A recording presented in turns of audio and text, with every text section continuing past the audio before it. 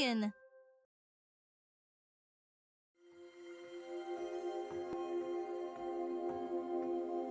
Upon a tree so big and tall, a nightingale would sing and call. Below the tree, in golden air, slept her dear friend, a big brown bear.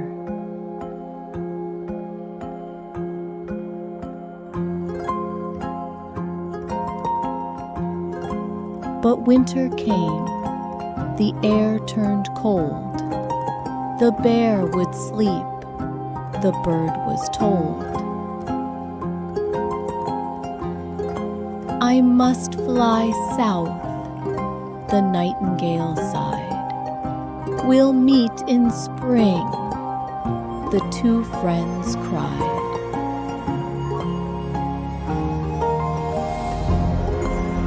The seasons changed, the cold was gone.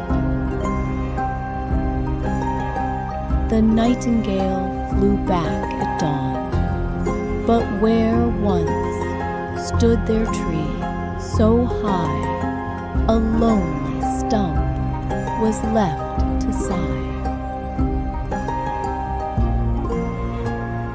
The bear sat still with teary eyes. The tree was lost, he softly cries. The nightingale chirped, "Oh, do not fear, new trees will grow. Just wait right here." They searched and found, to their delight, a tiny sprout, so fresh and bright. But where to sing? The nightbird sighed.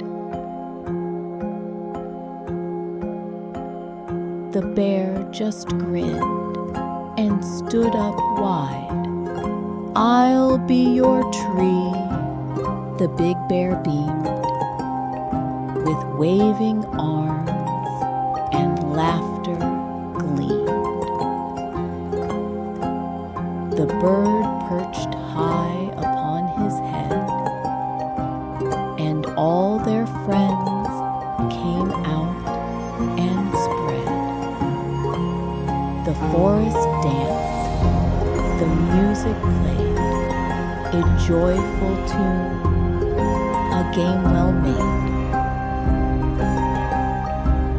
And as they laughed, the sprout so small became a tree so fresh and tall.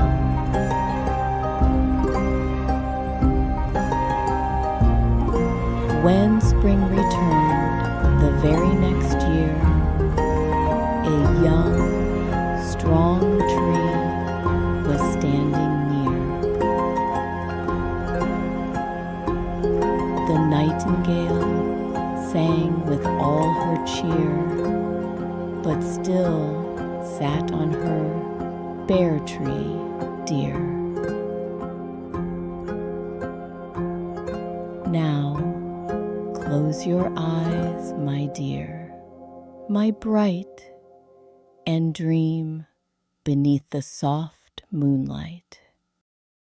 A gentle song, a friend so true, the bear and bird will dance with you. Good night.